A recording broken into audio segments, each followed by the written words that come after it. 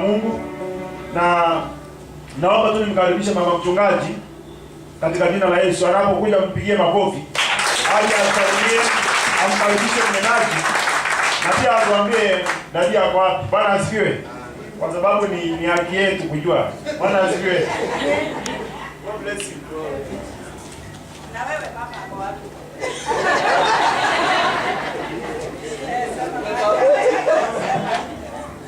Mama ni mzima na kuna mahali walienda jana kwa harusi na nikaona wameamka kama wamechoka. Na unajua sisi wanaume tunakuanga, Mungu alituumba tu tukiwa watu wa kwanza. Nikasema let me present my family before in the presence of God. Praise God. So they are well. Amen. Hallelujah. Unajua haingekuwa sawa. Ananiambia niseme pastor ako wapi. Na yeye aje kuambia wake ako wapi. Hallelujah. Sisi ni watu wa nuru na tunatakiwa kutembea katika nuru. Si ndio hiyo? Hallelujah. Ambia mwenzako never give up. Hallelujah. Huyo mama rafiki yangu wakati alichapwa akachapwa, ushindi ukapatikana, hakuwa na watoto, alizaa. Unaomba akapata watoto vijana. Na akasema ifike wapi? Hapo. Bwana asifiwe sana. Hakutaka kuendelea. Aliona hiyo imetosha. Hata na wewe utamzaa Samueli. Haijalishi umekaa miaka ngapi unalia, lakini Samueli anaku hapo kwa ajili. Haleluya. Nawapenda. Na waombea. Haleluya. Ni wakati wa neno. Na wakati wa neno ni wakati wa muhimu sana. Amen. Haleluya. Nashukuru sana worship team. Nashukuru wana kwaya. Mtesia. Endelea hivyo papa. Mmesikia hiyo besi ikienda aje? Siko poa. Simumpigie makofi. Haya. Hiyo ni ya Mtesia. Haleluya. Si hata hao wengine mwapigie. Amen. Mtarajiwa gavana. Tunashukuru kwa kuja kwako leo. Si ubarikiwe sana. Amen. Haleluya. Na utapita. Sasa utatuita huko kuja kushangilia. Sasa utaanza kuweka mambuzi na makuku Mimi naona ukipita. Haleluya. Amen. Na tunaendelea kuomba. Lakini simama vyema ndani ya Kristo. Najua hiyo kiti ni moto sana. Hata kama itakuwa moto kama nini, kama ile tanuru. Never give up. Endelea. Yes. You are a winner. Amen. And winners never give up. Amen. Hallelujah. Amen. Asante sana Bishop. Leo pastor hayuko. Mimi ndio nakalia kiti. Nashukuru. Yes. I salute you, man of God. Amen. Asante sana mchungaji. Endelea kuwasha moto huko. Ministry yako inaitwa Fire and Christ Fire Ministries. Christ Fire Ministries. Wacha moto iendelee kuwaka huko. Haleluya. Amen. Sijui kama umeleta ile divai. Oh! Bwana asifiwe sana. Haleluya. Mimi naona tukikula Holy Communion sometimes this month sababu imekuja, lakini si ile kileo. Hii haina inaitwa nini? Sio mvinyo. Inaitwa Revival Redeemed. Yes. Hii imekombolewa kutokana na mvinyo. Amen. Haleluya. Bwana asifiwe. Ukikunywa hiyo unakuwa revived. Na imeletwa na Bishop mwenyewe. Amen. Haleluya. Julius na mke wako Bwana asifiwe. Mmepotea wiki mbili hamuja kuja kutuambia mahali mlienda. Lakini mikira ingine tulijua mlienda mission. Amen. Ninaona mgeni mwingine pale. Bwana asifiwe kijana. Haleluya. Kuja kutusalimia, lakini Mungu akubariki. Tunapendanga wageni. Amen. Situpigia wageni makofi. Haleluya. Haleluya. Asante sana Wainaina kwa kufika. Tutaendelea kukuombea, lakini nawe utakutana na sisi wa mama utuambie. Si ndio hiyo? Amen. Atatuambia tutaombea nini. Unajua Paulo alisema akirusha ngumi arushangi kwa hewa. Amen. Nasi tukiomba tutajua ni nini tunaombea. Wainaina tunakupenda. Amen. Haleluya. Basi tutajipigia makofi kwa sababu ya kufika katika ibada ya leo. Amen. Amen. Amen. Sasa tutasimama. Amen. Ndio tumkaribishe mnenaji wa leo. Haleluya. Ambia jirani yako jiandae kwa sababu ya neno la asubuhi ya leo. Haleluya. Wacheni tuombe neno la asubuhi ya leo. Baba, kwa jina la Yesu. Enda mbele za Bwana, omba kwa sababu ya neno la jioni ya leo. Ambia Bwana kitu kwa sababu ya mnenaji. Funga nguvu zote za giza ambazo zinaletanga upingamizi wa neno. Funga nguvu zote za giza ambazo zinaletanga waziwazi wakati wa neno. Katika jina la Yesu. Baba mtakatifu, naja mbele yako. Naombea mnenaji wa asubuhi ya leo. Namfunika na damu ya Yesu Kristo. Naomba nguvu zote za giza katika jina la Yesu ziwe chini ya miguu yetu asubuhi ya leo. Katika jina la Yesu Kristo. Naomba kuwe na breakthrough ya neno lako asubuhi ya leo. Mpake Bwana, muinue asubuhi ya leo. Muonekanie Bwana, tumia midomo yake kwa sababu yeye ni chombo mikononi mwako. Ni asante alasiri ya leo, na ni katika jina la Yesu uliye Bwana Mwokozi wetu tumeomba. Amen. Sasa shangilia Bwana Yesu kwa makofi.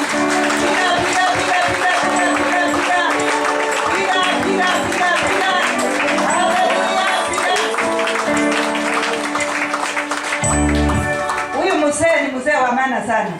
Haleluya.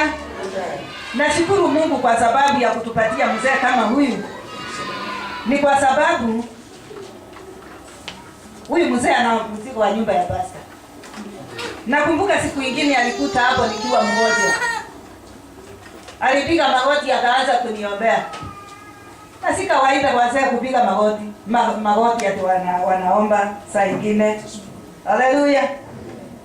Siku nyingine tu nikagonjekea hapa. Nikajificha tu. Nikaona mzee anakuja ananitafuta na ibada ilikuwa imeisha. Akaniombea na nikapona. Na nikarudi kwa ibada. Na hakuna wenu alijua. Kwa hiyo nataka kuwaletea mzee wa maana sana. Mzee ambao ameshika neno la Bwana vizuri. Haleluya. Nasi tulikamate neno la Bwana mzuri. Amen. Haleluya. Neno la Bwana ndio taa chini ya miguu yetu. Ndio mwangaza ambao inatumulikia. Katika dunia hii ina giza. Okay, basi unganisha mikono tushangilie Bwana Yesu.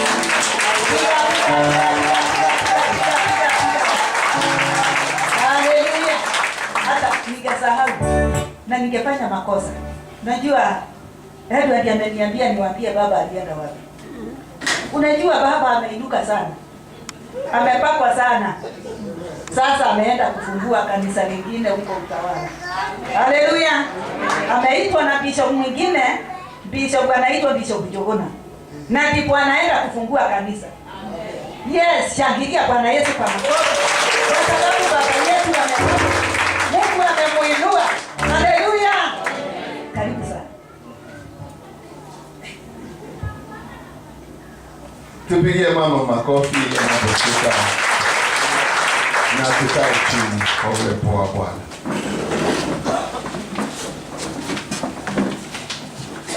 Na furaha ndani ya moyo wangu asubuhi ya leo kwa ajili ya kibali nimepata mbele ya mchungaji wetu, mama na washirika wenzangu na wageni wale wametutembelea nyote. Nashukuru kwa kunipatia kibali mbele yenu. Bwana wetu atukuzwe na atukuke katika maisha yenu nyote.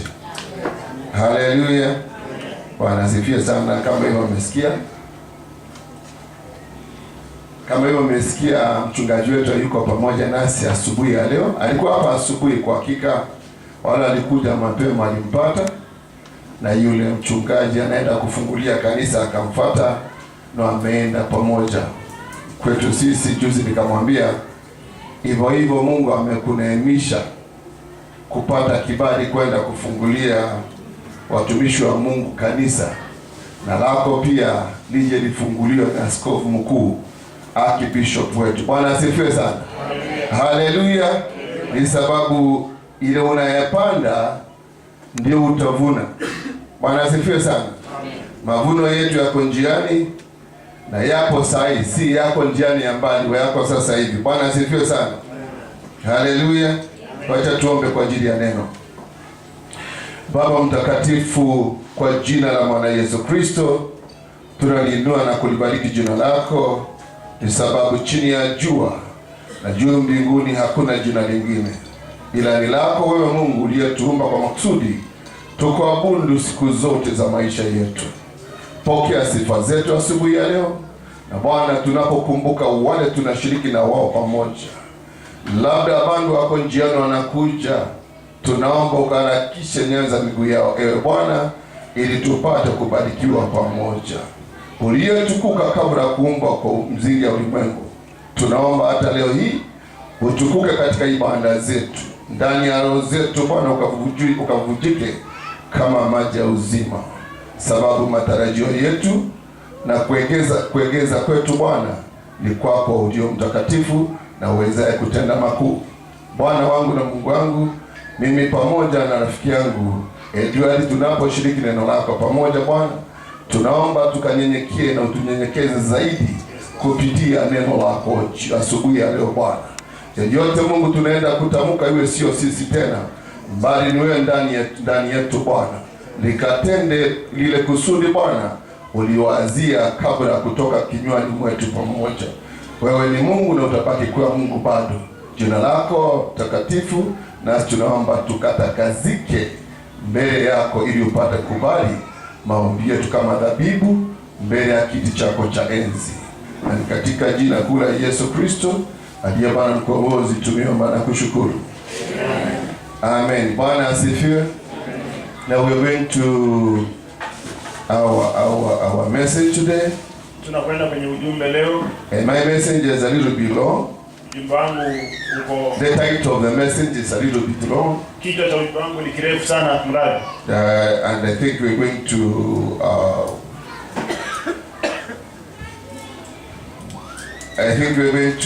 get hold of it. Na nafikiri tutaipata vizuri. Yes, kichwa cha ujumbe wangu ni the sure way to the victory. The sure way to the victory, njia iliyo sawa ya ushindi, is when we treasure the word of God in our hearts. Ni wakati tunadhamini neno la Mungu katika mioyo yetu. The sure way to the victory, njia iliyo sawa ya ushindi, is when we treasure the word of God. Ni wakati ambapo unadhamini neno la Mungu in our hearts. Ndani ya mioyo yetu. And that is where we are beginning this morning. Na hapo ndipo tunaanzia asubuhi ya leo. The text begins from the book of Deuteronomy. Andiko letu la kwanza kutoka kitabu cha Kumbukumbu la Torati. Chapter 8. Mlango wa 8. Verses 1 to 8. Kuanzia mstari wa kwanza hadi wa 8. And then I want us to begin first of all with the book of John. Kisha ningependa tuanze kwanza kabisa na kitabu cha Yohana. You know, it's better to say what you know than what you do not know. Unajua ni vyema kusema yale wajua kuliko kusema yale ambayo huyafahamu. It's better to meditate on the way that you are leading than to think of it before after. Ni vyema kutafakari ile njia ambayo unapitia mbali usiku uliwazia baadaye. You know, I was looking at this one in the book of John. Nilikuwa naangalia maandiko ya Yohana chapter 1 and verses 1. Yohana mlango wa kwanza mstari wa kwanza. It is taught everywhere. Hii imefundishwa kila mahali. And it is known by everybody. Na inajulikana na kila mwanadamu. But today I want us to look at it in a different format. Lakini leo ningelipenda tuangalie kwa njia ambayo ni tofauti. For the Bible says, Maana Biblia inasema, in the beginning was the Word, hapo mwanzo kulikuwa neno. and the Word was with God. Naye neno lilikuwa Mungu. In the Word was God. Naye neno alikuwa Mungu. Now when we are leading or passing over our message, Wakati tunapitisha ujumbe wetu, our message is on the footpath of the Word. Ujumbe wetu unaashiria ile njia ya neno. The foundation of our message is in the Word. Misingi ya ujumbe wetu katika neno. Because the Word Sababu neno is complete. Limekamilika. It is perfect. Liko sawa. It delivers. Linakomboa. It heals. Linaponya. It sustains. Pia inadumisha. That is the Word of God. Hiyo ni neno la Mungu. So we're looking at one person. Basi tunaangalia mtu mmoja. We are calling it one person. Tunamwita mtu mmoja because it was the generation of the children of Israel. Kwa sababu ilikuwa ni uzao wa taifa la Israeli. Under the umbrella of the sure way to the victory. Chini ya ule mwavuli wa njia iliyo sawa kwa ushindi. When we treasure the word of God. Ni wakati ambapo tunalidhamini neno la Mungu. In our hearts. Ndani ya mioyo yetu. Now the Bible says this. Biblia inasema hivi. Every commandment which I command you today, you must be careful to observe, that you may live and multiply and go in and possess the land of which the Lord swore to your forefathers. Amri hii ninayo kuamuru leo mtaishika, kuitenda, mpate kuishi na kuongezeka na kuingia katika nchi ile ambayo Bwana aliwaapia baba zenu, nanyi mtaimiliki. This is God who is starting with us this morning. Huyu ni Bwana ambaye anaanza nasi asubuhi ya leo. He is telling us, anatuambia that in every commandment, kwamba katika kila amri that he gave to us, ambaye alitupa sisi, it is meant to carry us through. Hii amri imewekwa ndiposa itupitishe and bring us na itulete the generation of promise. Itulete ile ahadi ambayo Because the Bible is telling us, so inatuambia that though this word is spoken to us today, kwamba jambo kwa neno linanena kwenu leo, it is like it was spoken to the forefathers, ni kama vile neno pale kwa baba zetu, of the children of Israel. Wana wa Israeli. They were there. He had talked to their fathers. Alikuwa ameshaongea na those who were in the land of Egypt, or in the land of slavery. Wale walikuwa katika nchi ya utumwa Misri. He had promised them. Alikuwa amewaahidi that when you obey my commandment, aliwaahidi kwamba mkitii amri zangu, when you observe them, na kuzishika, then there is a promise. Hivyo basi kuna ahadi. There is a promise for all of us. Kuna ahadi ya kila mmoja wetu. This morning, asubuhi ya leo, God is bringing to us a reminder. Mungu anatukumbusha, if you are born, kama tumezaliwa in a season that nothing was working, kama ulizaliwa katika ile ambayo hakukuwa, God has still your promise. Mungu bado angalia na ahadi zake. If you are born, kama ulizaliwa in a family that does not know God even now, katika jamii ambayo himjui Mungu hata sasa, God says, Mungu anasema He has still your promise. Mungu anasema yeye yuko ndani katika ahadi yake. And when God speaks, na wakati Mungu ananena, He does not change his mind. Abadilisha akili zake. It is established, inadumishwa, and it is made for you. Na inafanyika kuwa yako. Therefore, hivyo basi, as you go through the teachings this morning, tunapopitia mafundisho asubuhi, I want you to be reminded, nataka ukumbuke, there is your promise. Kwamba kuna ahadi yako. There is your promise. Kwamba ni ahadi yako. According to the word of God. Kulingana na neno la Mungu. Whether you've been rejected, kama umekataliwa, whether you've been accepted, kama umekubalika, whether you are maimed, whether you are walking as a cripple, ama unatembea kama mlemavu, whatever situation that you are walking in today, hali yoyote ambayo unapitia leo, God is telling you, Mungu anakuambia the promise still stands. Kwamba ahadi yangu bado yasimama. The promise of God ahadi ya Mungu still stands. Ingali inasimama. That is what he's telling us. Hilo basi ndivyo anatuambia leo. For this he says, kwa hivyo anasema, he is going to give you, atakupatia, to possess the land. Atakufanya umiliki. In the natural, katika ile wazi. In the natural, katika ile hali ya kawaida, the greatest wealth that any person can have today, neno ambalo ni kuwa ambalo mtu is to acquire land. Ni kuwa na shamba. It is to acquire land. Ni kuwa na shamba. when an old man is about to give up his life, wakati mtu mzee karibu kutoweka duniani, though he has other properties elsewhere, ijapokuwa ana mijengo mingine mahali pengine, the only thing that he calls people to ile jambo ambalo anaitia watu is when he's subdividing his shamba to his children. ni wakati anawagawia wanawe shamba. He makes sure anahakikisha kwamba the elders wale wazee are called, wameitwa, and as if that is not enough, na kama hiyo haitoshi, he goes to look for an expert, anakwenda kutafuta yule mtu shupavu, a lawyer in professional, ama wakili, who will be able to put down his words properly, ambaye ataweza kunakili kila kitu, that nobody will ever dispute that. ndipo mtu asije akashuku. Then he rests knowing basi anapumzika his family is surely settled, kwamba anapumzika bila jamii yake imetulia kweli kweli. The one that we are looking this morning, neno ambalo tuliangalia leo, make sure, kwamba uhakikishe, make sure ni uhakikishe that you have been left, there is an inheritance, kwamba uhakikishe kuna urithi that has been left behind for you, ambao umeachiwa wewe. Hallelujah. Hallelujah. That there is an inheritance, kwamba kuna urithi that has been left behind for you, ambao umeachiwa wewe. So you don't go looking for it elsewhere, basi utembee huko na kule kutafuta urithi, because it has already been passed over to you. Kwa sababu tayari umepewa urithi. Now God looked from heaven, basi Mungu akaangalia kutoka mbinguni, and he saw these people. Akaangalia hao watu. The forefathers, wale mababu zetu, died long ago in the desert, walikufa kule jangwani kitambo, because they rebelled against the word of God. So baadhi yao waliasi neno la Mungu. They rebelled. That is what the Bible says. Thousands of them lost their souls in the desert. Maelfu yao walifia kule jangwani. Not because they fought among themselves, si kwa sababu walipigana wenyewe kwa wenyewe, but because they rebelled against God. bali kwa sababu walimwasi Mungu. So there is a warning here. Basi kuna if you have to get your inheritance, uko karibu kupata urithi wako, then you must obey the commandment of God. basi lazima utii amri za Mungu. It is reminding the remnant of the children of Israel, inawakumbusha wale masalio wa wana Israeli, that still your blessing is with me, kwamba baraka yako ingali iko na Bwana. Verses 2 says, mstari wa pili unasema, and you shall remember that the Lord your God led you all the way these 40 years in the wilderness, to humble you, to test you, to know what was in your heart, whether you would keep his commandment or not.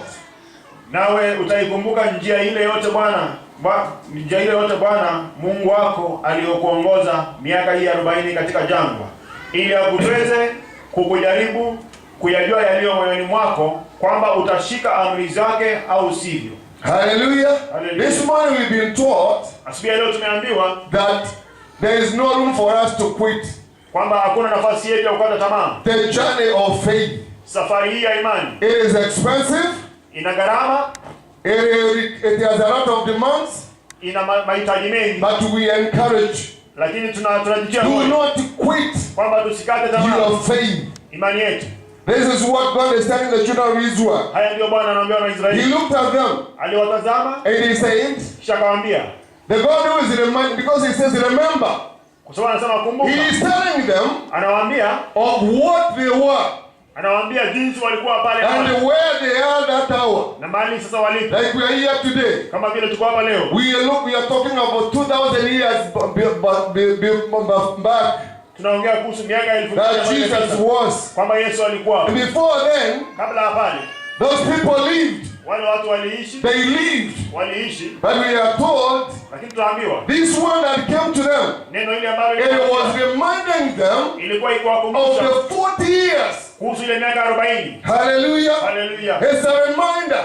Maybe you're here, pengine uko hapa, you are 30 years, uko na miaka 30, you are 20 years, una miaka 20, and yet you do not know na wewe hujui which is the way that you're supposed to follow. wewe hujui ni njia gani ambayo utaiendea. And God is telling you and me today, Mungu anakuambia wewe na mimi leo, that where you are, kwamba mahali ulipo, you are in the wilderness. uko jangwani. If you do not know the path, kama hujui njia ambayo kupitia to follow God, ya kumfuata Mungu, you are still in the wilderness. bado uko jangwani. But God is bringing us quickly to his understanding. Lakini Mungu anatuleta kwa ufahamu kwa haraka. He's saying this to us. Anasema hivi, these things have to happen haya mambo lazima yafanyike for 3 reasons. Kwa sababu tatu. God wants to humble you. Mungu anataka kunyenyekeze. He wants to humble you. Anataka kunyenyekeza. That when he visits you, Ndiposa atakapokutembelea, his blessings, na baraka zake, you will have no reason to carry the pride with you. Hautakuwa na sababu ya kutembea kwa majivuno. Hallelujah. Hallelujah. Then he says, kisha anasema, I will test you. Nitakujaribu. This morning as we are coming with the pastor, asubuhi leo tulipokuwa na mchungaji, we entered into we were just discussing an issue. Tulikuwa tunajadiliana kuhusu jambo fulani. So we were asking ourselves, kisha tukaanza kujiuliza, is God unbiased? Je, Mungu wetu ana... And then we were asking ourselves many questions related to the Bible. Kisha tukaenda tukijiuliza maswali mengi. We said this. Tukasema hivi. When John, wakati Yohana the Baptist, Yohana Mbatizaji was beheaded, alipokata kichwa, Jesus was preaching. Yesu alikuwa yuhubiri. And when he heard that John has been beheaded, na wakati alisikia kwamba Yohana amekata kichwa, he never even opened his mouth to say sorry. Hata hakufungua kinywa chake aseme. And he knew, na alijua John, Yohana was a torchbearer. Alikuwa ndio mbeba tochi yake. So we are asking, where is the compassion of God? Je, who is God that we are talking about? Huyu ni Mungu tunaongea kuhusu. Jesus, Yesu, a son of God. Ni mtoto wa Mungu. He knew John. Alijua Yohana. He had his disciples. Alisikia kutoka and he had for sure na alijua kweli John has been beheaded. Amekata kichwa. But he never opened his mouth lakini hakufungua kinywa chake to share his sentiments ashiriki kule yale yaliyomjiri with the believed family. Kwa wale the Bible says he continued the preaching. Hallelujah. Hallelujah. He continued preaching. Aliendelea kuhubiri. And then the question came in. Kisha swali likaja. When the pastor, our pastor here, wakati mchungaji hapa, he hears that I have a problem. Kwa akisikia mzee anamwona. And he has not paid me a visit. Na akose kunitembelea. I carry a big load. Mimi nabeba mchungaji. A big load. Nabeba mzigo on sana my back. Kwa mgongo wangu. Either saying that our pastor is biased against me. Mchungaji wetu he didn't tell me a visit when I needed him. Hakunitembelea wakati nilikuwa namhitaji. But I've never heard anybody questioning Christ. Lakini sijasikia mtu when I never said anything about his brother. Kama ametuma kitu kuhusu ndugu yake. So what are we taught? Basi waambiwa nini? Be humble. Tuwe wanyenyekevu. And walk with God. Na kisha tutembee na Mungu. He will never carry anybody's burden. Hata beba mzigo wa mtu. That is the time of testing. Ule ni wakati wa kujaribiwa. When you have a friend. Wakati una rafiki. And you are going through an issue that he knows. Na unapitia jambo ambalo hajui. He doesn't even pick up a phone call. Yeye ashiki simu yako. To call you and say sorry. Ashiki simu kupiga mwambia pole. Yeah, he didn't know that. Afanye hivyo. Then what do you do? Wewe unafanya nini sasa? You offended. Unasikia kama umekwazika. You feel discouraged. Unaishi kama umeshushika. You feel oppressed. Unasikia kama umefinyiliwa sana. But that is not godly. Lakini hiyo si ya kiungu. Bwana asifiwe sana. Amen. That is not godly. Hiyo si ya kiungu. God says when you repent, Mungu anasema ukitubu, and you uphold my commandments, kisha usishike amri zangu, leave the rest for I will do them for myself. niachie yale mengine nitayafanya mwenyewe. God in person Mungu mwenyewe will heal your heart. ataponya moyo wako. Where your heart, mahali ambapo God will heal. He knows how to go about it. Anajua jinsi ya kuchukua. We are coming quickly to that text. Tunakuja hapo ujumbe. To see how does God operate in that situation. Tuone vile jinsi Mungu anatenda kazi katika If hali. you go to the book of Daniel, we are going there chapter 3. Kitabu cha Danieli sura ya 3. We'll see this text in us, it will be live. Tutaona haya maandiko. But now we are trying to put our house in order.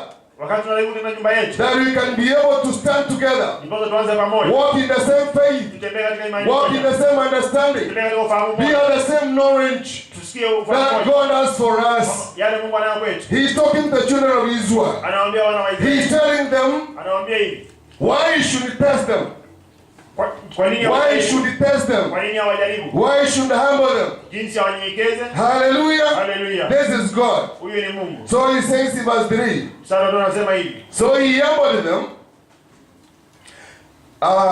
So he humbled you, allowed you to anger, fed you with manna which you did not know, nor did your fathers know, that he might make you know that man shall not live by bread alone, but man lives by every word that proceeds from the mouth of the Lord.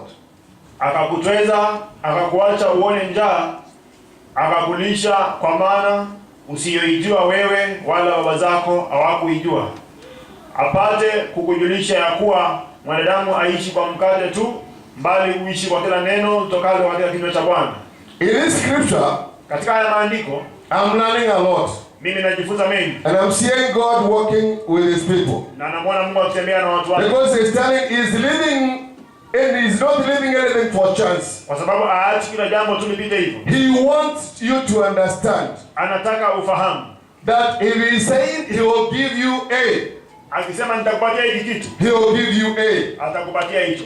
If he says I will bless you, akisema nitakubariki, he will bless you. Atakubariki. And when he learned before then that God said he will humble you, na akisema atakunyenyekeza, he leaves nothing loose. Yeye aachi kitu kama kimening'inia. Hallelujah. Hallelujah. When you look at this man, I want us to see one thing. When you see this woman who was caught in the act, nataka uone nini jambo. Huyu mwanamke ambaye alipatikana katika ile when these people came to Jesus, wale watu walipomjia Yesu, they said this. Wakasema hii, we have caught this woman tumempata huyu in the act, katika ile kitendo. Meaning, wakimaanisha they never left anything for chance. Hawakuacha kitu that anybody would appeal the case of this woman. Hawakuacha kitu ndipo mtu apige. It was found, it was established, ilionekana, and then they said, we are condemning this woman into death. Hallelujah. Hallelujah. This is what the Bible is teaching us this morning. That God is leaving nothing for chance for the children of Israel. You could be one of them this morning. And God is telling you, I'm not leaving anything for chance in your life. If you thought you're not being blessed, I want to tell you today, God says, and He announces from heaven that your blessing is still intact. Hallelujah. Hallelujah. Nothing has changed. That is what God says. That is why He's always referring them to their forefathers. He says, when I fed them with manna, even their forefathers never knew it. So that mtoto does not sit back and say that maybe he had already told my father about this manna. He says, I want them to understand. This is a new revelation about the journey of faith and the inheritance of the word of God. That if God says I will bless you, He will bless you. But then He says one thing that I do. I'm going to search the heart of people. He will search your heart. Maybe this morning I have a need. You have 2,000 shillings. But as I walk out of this place, and somebody from nowhere gives me 5,000, I will forget instantly. I will forget the 2,000 that the need that I had initially. And even the 5,000 that have been given will not be enough for me. Hallelujah. Hallelujah. So God looks at your heart. What are you looking for? Do you truly need this paper? Or do you need this book? Hallelujah. Hallelujah. So that when He blesses you, He's not coming back to ask you. He asked me for this pot. And now I've given you the pot, and you are telling me, God, I've changed my mind. I didn't want this pot. I need a house. God looks at you and says, are you not confused? Hallelujah. But if your family establishes the word of God, that confusion won't arise. Hallelujah. Hallelujah. The confusion will not arise. God will give you a perfect decision. When you say you want a house, God will know you want a house. When you say you want a child, God you want a child. Kwa sababu mtoto. Hallelujah. Hallelujah. We've been taught about this. Tumeambiwa haya yote. For 13, 16 years, Miaka 13 I've sat under the teachings of God's servants. Mimi nimekaa katika mafundisho ya watu wa Mungu. Including my pastor. Nikihesabu ya mchungaji wangu. He taught me a lot at the headquarters. Amenifunza mengi kule and many people have taught me. And he am still sitting under the teachings of the servants of God. Na tungali tunakaa katika mafundisho ya watu wa Mungu. But I'm not awakened now still to understand that God has my promise. Kwamba Mungu ana ahadi yangu. My mind is all over like raining water. Akili zangu ziko kila mahali kama vile maji ya mvua. Hallelujah. Hallelujah. Who has the control over the raining water? When the rain pours down, nani anaweza kumiliki maji wakati kunanyesha? Who can control the water? It is all over. But as you said, and then you know when it is all over, unajua maji yakiwa kila mahali, the land is always slippery. Udongo unateleza. It does not hold. Does not respect your ideas. You go there wrongly and then down you go. Unaenda pale vibaya utaanguka chini. Bwana asifiwe sana. Amen. So when we employ our physical reasoning towards God, then we lose the grip of God. We lose the holy path.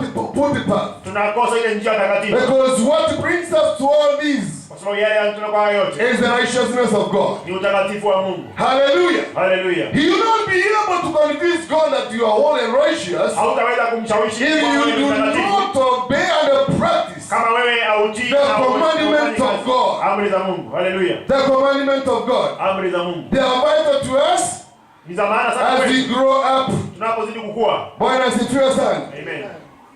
So he says, man, he's bringing us the foundation of the word. The foundation of the gospel. He's put on the John chapter 1 verses 1. That the word of God is our foundation.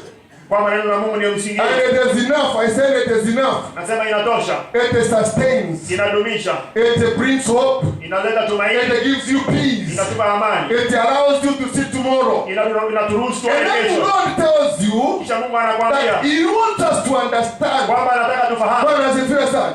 God wants us to understand. Man cannot only live on bread alone. Hallelujah. Hallelujah. This word is powerful. When he talks about the word, he is telling you his word is established. That he can do what you want. That he brings revival to the that are cast down. You cannot walk. You cannot feel God. You cannot understand your left from right. But when you are filled with the word of God, the Bible says God will make you like rivers of the living water. That is what God will do to you. The word, this word is great. It bows in my heart. God is willing to change your destiny.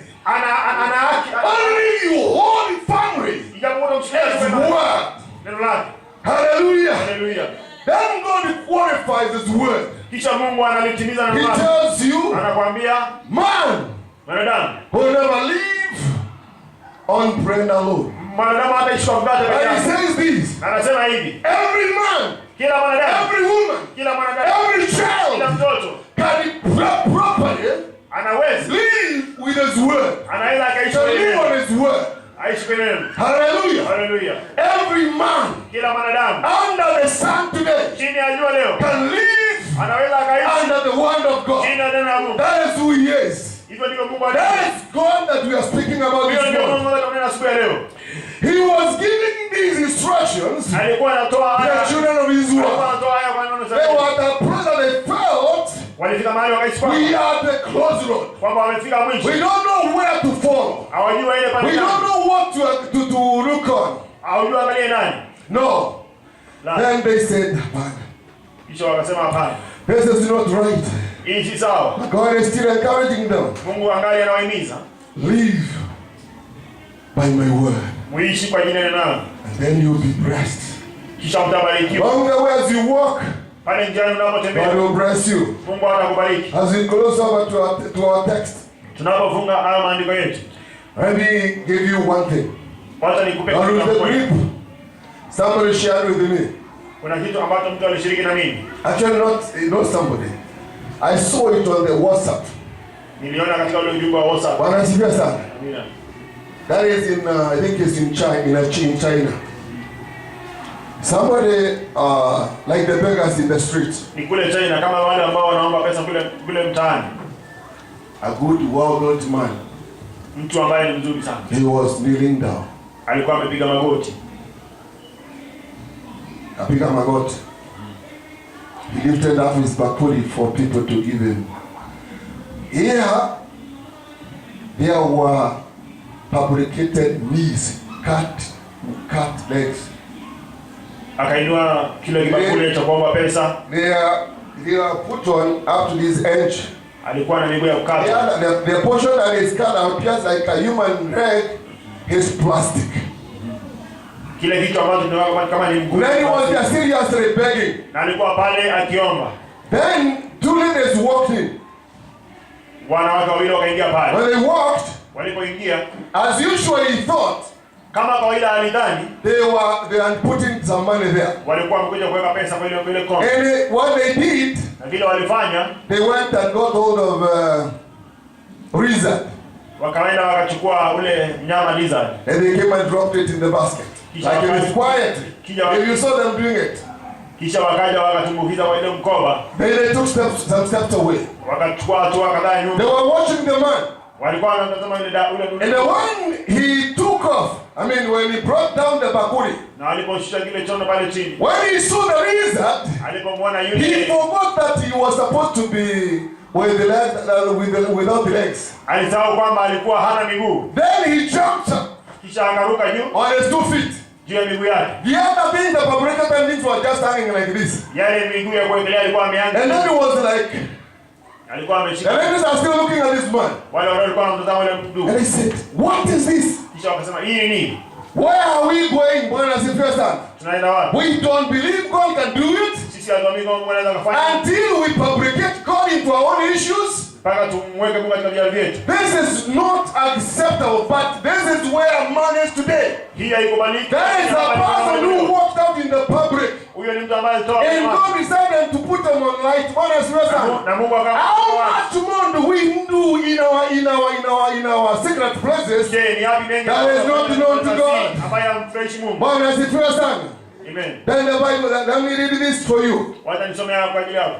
This is from the book of Psalms, verses 33. Zaburi 18:19. Bwana asifiwe sana. Zaburi 33. Hold on into that illustration. Hebu shikilia tu. It will deliver you one day from itakukomboa siku moja. These issues that frustrate people. Kutokana na mambo ambayo yanasumbua watu. We are looking at Psalms chapter 33. Tunamwangalia Zaburi verses 18. 33. The Bible says this. Inasema hivi. Behold, the eye of the Lord is on those who fear him. Tazama, jicho la Bwana ni kwao wamchao. On those who hope in his mercy. Wazingojeao fadhili zake. 19. Mstari wa 19. To deliver their souls from death. Yeye waponye nafsi zao. And to keep them alive in famine. Na kuwahusisha wakati wa njaa. Bwana asifiwe sana. Amina. That is what we are taught this morning. Hayo ndio tunaambiwa siku ya leo. It is supposed to deliver. The word of God can deliver. This person never believed. Neno la Bwana linaweza likakomboa. God can find out the hidden secret of evil deeds. Ninatambua siri za wale siri za uovu zile zimefichwa. Then in that I'm saying this. Na kwa hayo nasema hivi. I love the fact that the Lord is watching those who fear him. Napenda kwamba Bwana Mungu anatazama wale ambao wanamcha. Bwana asifiwe sana. Amina. That is the love that everybody should have. Hiyo ni jambo ambalo kila mtu which really is a type of reverential fear and deep respect. Ambao ni aina ya heshima. And respect, not fear of being struck down. Sio uoga wa kupigwa pale chini. And killed. Na kuuawa. Hallelujah. Hallelujah. You know, when many times you look at the word fear, unajua wakati mwingine tunapata neno uoga. We are looking like the fear is that God is a terror.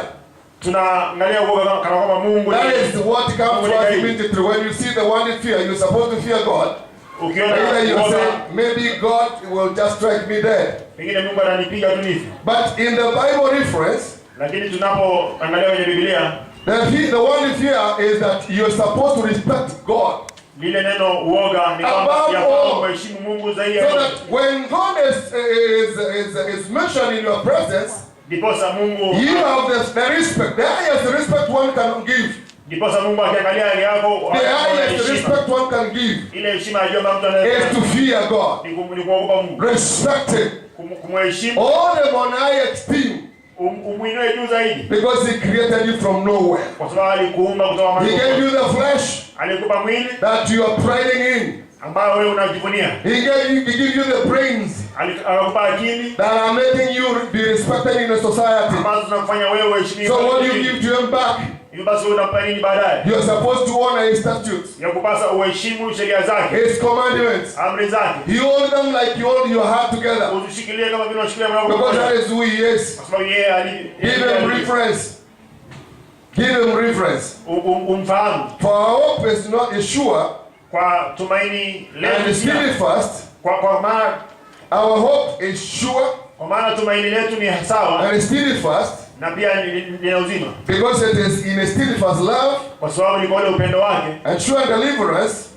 Ambao anatukomboa. From death and our sustenance in time of leanness and famine. Anatukomboa kwa kifo na mauti na hata kudumisha wakati wa njaa. Hallelujah. Hallelujah. Now we have come from far. Basi tumetoka mbali.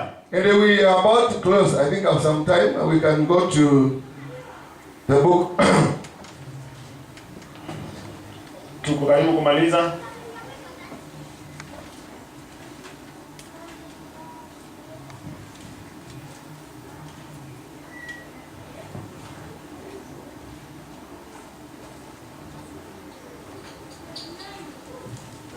We're going to the book of Romans chapter 5. Nakwenda kitabu cha Warumi sura ya 5. Just want to read one verse before we go to the book of Daniel. Therefore, having been justified by faith, basi tukiisha kuhesabiwa haki tokayo kwa imani, we are peace with God, na tuwe na amani kwa Mungu through our Lord Jesus Christ, kwa njia ya Bwana wetu Yesu Kristo, through whom ambaye kwa yeye also we have access by faith into His grace, in which we stand and rejoice in hope of the glory of God. Kwa maana tumepata kwa njia ya imani kufikia neema hii ambayo tunasimama ndani yake. Hallelujah. Hallelujah. Now we are taking the grace of God with us basi tunachukua neema ya to the next level. We have seen what God has told us tumeona yale Mungu ametuambia in the book of Deuteronomy, katika kitabu cha Kumbukumbu la Torati, in the knowledge that He has given to us. Now we want to see, out of that, kutokana na hayo, can God sustain you? Je, Mungu anaweza kukudumisha out of His grace, kutokana na neema yake, from a dying situation, kutoka ile hali ya kuangamia. Hallelujah. Hallelujah. Now we are looking at the book of Daniel. Tunaangalia kitabu cha Danieli. Chapter 3. Danieli sura ya 3. It's a long story. Ni hadithi ambayo ni mrefu. That you are looking at the context of it. Lakini tunaangalia ile hadithi. That God can sustain you. Kwamba Mungu anaweza akudumisha when you hold on to His teachings. Wakati unashikilia mafundisho yake. The Bible says this. Inasema hivi. Nebuchadnezzar, the king made an image of gold, whose height was 60 cubits, and its width 6 cubits. He set it up in the plain of Dura, in the province of Babylon. Nebukadneza mfalme alifanya sanamu ya dhahabu ambayo urefu wake ulikuwa dhiraa 60 na upana wake dhiraa 6, akaisimamisha katika uandua wa Dura katika wilaya ya Babeli. Hallelujah. Hallelujah. We've seen God is saying is going to humble us.